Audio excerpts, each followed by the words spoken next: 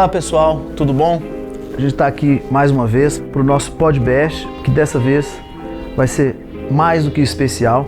A gente vai falar diretamente com a paciente minha, que se tornou uma amiga, a família, não só do tanto que são pessoas especiais que eu conheci depois do caso dela, como pelo vínculo que se criou, né, de relação de respeito mesmo e confiança. Vai ser muito legal sobre um assunto que eu já abordei, que é a respeito de cálculo renal, cálculo urinário na mulher grávida, todos os riscos que isso traz e os cuidados que tem que se ter. A Daniele, que teve um caso assim que chamou muita atenção, não só da família dela, como do pessoal que faz assistência à saúde aqui no hospital, porque não é costume isso acontecer aqui, tendo em vista que até então a gente não realizava com frequência esses procedimentos em pacientes de risco, mas isso é reflexo do investimento que a gente tem feito na equipe médica, na estrutura de tecnologia de cirurgia minimamente invasiva aqui no hospital. É o caso da Daniele, né? Vou apresentar aqui. A Daniele é uma criança de 19 anos, que se tornou minha paciente, muito querida. E o caso, bem resumidamente, eu vou falar, porque ela vai contar o que ela passou. Uma menina de 19 anos, como eu disse, que já é mãe de 2 filhos e está grávida de 19 semanas e pouquinho de outra criança. E ela teve um episódio de infecção urinária grave, com os exames todos mostrando critérios de gravidade importante, associado a um cálculo renal ureteral, né, que é no ureter do caninho que sai lá do rim para a bexiga, para quem não sabe. E ela estava grave, internada em outro local, numa cidade próxima daqui, e teve que ter acesso à saúde. Isso carecia de uma assistência com equipamento de primeira, para fazer a cirurgia que é endoscópica, que a gente chama de minimamente invasiva, usando laser para fragmentar cálculo.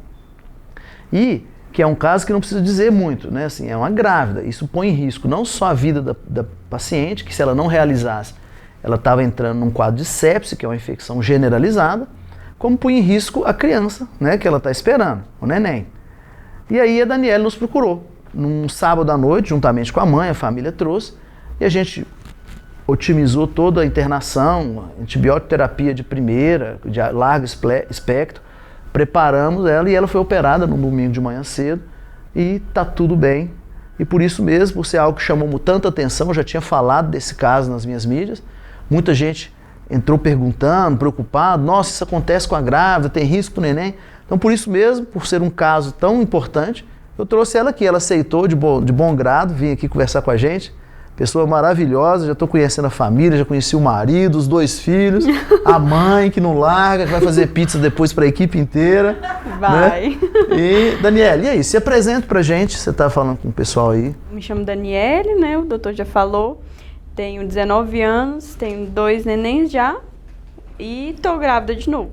Numa terça-feira, eu amanheci sentindo uma dor, um incômodo.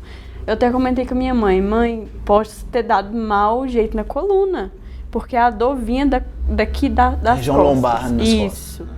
Acabou o assunto, não falei mais. Aí, de madrugada, a dor aumentou tanto que eu não conseguia nem ficar deitada. Levantava, doía. Sentava, doía. E aí, eu falei assim, vou esperar virar o plantão do hospital para eu poder ir de manhã, que eu acho melhor. Virou o plantão, eu fui, eles me medicaram, me mandaram para casa. Aí a dor passou. Passaram antibiótico também, eu comecei com antibiótico. Ou seja, nesse primeiro atendimento já tinha visto que você já estava com um quadro infeccioso também, além da dor. Sim, desde então era infecção urinária. Não me falaram que era nada tão grave assim. Aí de tardezinha, eram umas 4 horas, a dor aumentou de novo. E aí eu tremia todinha e eu não sabia o que era aquilo. Tremia toda por dentro e o frio vinha de dentro, não estava acusando febre. Estava acusando temperatura tinha normal. Tinha aquele calafrio, mas não parecia na temperatura. E eu ficava, meu Deus, o que é isso? E me levaram lá pro PA. Aí minha mãe já não estava mais aqui, foi para Paracatu. Minha mãe é de lá. E me internaram de novo, só que não tinha medicação, porque eu sou alérgica a dipirona. Não tinha medicação que eu precisava. Aí minha mãe veio, me buscou, me levou para o hospital de Paracatu. Lá eles me levaram lá para a casa de maternidade. Lá é uma bênção, uma paz lá também. Fui super bem atendida lá no hospital de maternidade. Eles me olharam e falaram que estava tudo bem com o neném, que não era nada com o neném. Desde então eu achei que era alguma coisa com o neném. Que é a primeira preocupação da mãe, né? Isso, Me mandaram embora para casa. E começou tudo de novo. Febre que não cessava, e muito calafrio, muita dor. Não tinha remédio que parava a minha dor e baixava minha febre. Minha mãe voltou comigo para o hospital de novo. Lá eles pediram mais exames de sangue, de urina, refiz tudo, acusou uma infecção no sangue. Aí ficaram juntou aquele monte de médico e eu fiquei assustada. Chegaram à conclusão de que precisava de uma ultrassom abdominal. Fizeram a ultrassom e os médicos olharam. Aí eles falaram que eu precisava de um ginecologista e um urologista. Lá em Paracatu não tem urologista, não tinha no dia. Passei pela ginecologista, obstetra e tudo ok. Me passaram mais remédios. Minha mãe super preocupada comigo, no hospital internada, o sexto sentido de mãe, né? Já ligou no Santa Mônica, daqui, de Unaí. Perguntou se tinha urologista de plantão. Aí indicaram você. Falaram, não, tem o doutor Fernando, ele não tá de plantão, mas ligar pra ele, ele vem. Você ficou sobre aviso, né? Pra gente chegar aqui até umas 8 horas. Até enrolou pra eu conseguir a liberação lá no hospital. Chegamos aqui 10 horas da noite. Aí a dor já não tava mais, porque eles aplicaram um antibiótico lá em mim, já não tava com tanta dor. Mas piorou, tava pior. Porque eu já fiquei mais amarela, já tava acontecendo muita coisa aqui dentro de mim, mas eu não tava sentindo nada. Aí chegamos aqui no Unaí e consultei com o senhor. Né? Te internou... Graças a Deus, o sexto sentido de mãe falou mais alto e salvou minha vida e a vida do meu filho. Sem demagogia, isso aí a gente não pode usar isso. Isso aqui é uma conversa nossa que é para ser descontraída, mas ela é para ser educativa também, né? Assim, a gente tem que entender que a medicina tem o profissionalismo técnico, mas também tem esse apelo que é meio que romântico, né? Até um pouco romantizado pela população, mas existe mesmo, que a gente lida com essas emoções ao extremo, né? Você imagina a sua mãe, sim, com o risco de perder a filha e o neto, e você, mãe, sabe que você tem mais 2 filhos e com o risco de perder um filho, e você conta muito bem, você descreve, e o que você descreve, trazendo para o público que está vendo, que é a impressão dela, como leiga, mas a paciente que passou tudo, para termos técnicos quando você fala, aí eu cheguei, estava muita dor, eu tive uma febre que não media, né, na temperatura, mas tinha calafrios, tudo isso aí, tudo é sinal, que a gente chama na medicina de bacteremia. O que é isso? Caindo muita bactéria no seu sangue e seu corpo não conseguindo responder. Outra coisa que você cita que é importante, quando você chegou aqui já estava ficando amarelo e tudo, esse é sinal de quadro infeccioso muito grave. Às vezes pode dar um negócio chamado hepatite transinfecciosa. Você está tão grave numa infecção longe do fígado, mas que seu sistema está com tanta toxina no sangue que inflama o fígado e você fica ictérica mesmo. Fora isso, é importante dizer, você falou, ficou internado, né? Você procurou primeiro o PA aqui, depois foi internada lá em Paracatu, na maternidade, né? Fiquei internada no hospital. No hospital, porque você teve acesso à saúde, né? Mas esse suporte, essa ação, ela embasada tecnicamente, ela é muito importante, porque eu acho que eu já falei em outro momento aqui nas nossas mídias, os quadros urológicos, fora as questões ginecológicas, o que é óbvio, a gestação é uma questão ginecológica, mas fora as questões ginecológicas, os quadros urológicos são os que mais levam a partos prematuros, a abortos, e sendo que quadro igual ao seu, com cálculo associado à infecção, você chega, em algumas casuísticas, e a estatística médica é isso, você chega a mais de 15% de aborto, se não for feito de forma adequada. E seu filho, sua criança, está com menos de 20 semanas. Se você entrasse em trabalho de parto, a chance de sobreviver era muito pequena, é um prematuro extremíssimo. Então, assim, o desenho do seu quadro é muito importante, essa impressão que você teve, não só a sensatez de procurar serviço médico pelos sintomas que tinha, também relacionado com as questões, como você disse, o sexto sentido de mãe. Eu prezo muito por isso na forma que eu pratico a medicina, porque apesar de ser cirurgião, ser urologista, eu trabalho com a medicina de uma forma bem mais holística, embasado principalmente nos conhecimentos do que se chama de antroposofia. Então esse sexto sentido para a gente é científico, isso existe, essa aura que se sente, ainda mais quando se fala de uma mãe no auge da maternidade, gestando, gerando uma vida, a outra mãe, a avó cuidando. Então isso é mais do que científico, a gente acredita nisso de forma científica, que isso te protegeu de verdade, sabe? Mas o seu caso, ele é bom demais a gente trazer aqui, não só para educar, porque quando eu comentei, no outro momento, num vídeo, sobre esses casos de litíase na gravidez, cálculo na gravidez, muita gente me perguntou, nossa, não sabia, a gente sabe que tem cálculo, mas na grávida, a grávida acaba que tem, na média, mais cálculo do que a mulher no decorrer da vida normal, por várias razões. A grávida elimina mais sais que formam cálculos, a urina fica com pH que propicia mais cálculo, o sistema urinário dela, pelas questões hormonais, fica mais dilatado e deposita mais substância e forma mais cálculo. A infecção urinária na gravidez é um quadro gravíssimo por si só. Inclusive, no início da gestação, eu tratei Você tratou a infecção. Urinária. Pois é, então já é uma coisa, né, que recidivou. E aí, você operou, e a gente está vendo aqui, está com quantos dias? 9 dias, você imagina. Essa menina foi operada há menos de 10 dias, e quem aí não teve alguma cirurgia em casa, que a própria pessoa fez, ou um parente próximo, a mãe, um pai, um avô, com 10 dias de uma cirurgia urológica, né, de um cálculo, rim, essa menina estava séptica, e ela está aqui para provar o quanto ela está bem, a gestação não mudou em nada, e fora que não foi dito aqui, ela operou e teve alta com 12 horas, né, de cirurgia, ela fez uma cirurgia minimamente invasiva, esclarece uma aparelhagem adequada, com aparelhos e materiais de ponta, que é o que a gente usa hoje aqui no Santa Mônica. Ela está usando para drenar o rim dela um catéterzinho que enrola no rim e desce até a bexiga. Em outro momento aí nas minhas mídias eu vou explicar o que é esse catéter duplo J, mas ela está nesse momento com um catéter, que o dela, a marca, né, o que a gente usa no nosso hospital, é o que há de melhor, por isso ela está aí, apesar de, né, ter feito uma cirurgia nesse nível, nas condições que ela estava de um quadro infeccioso.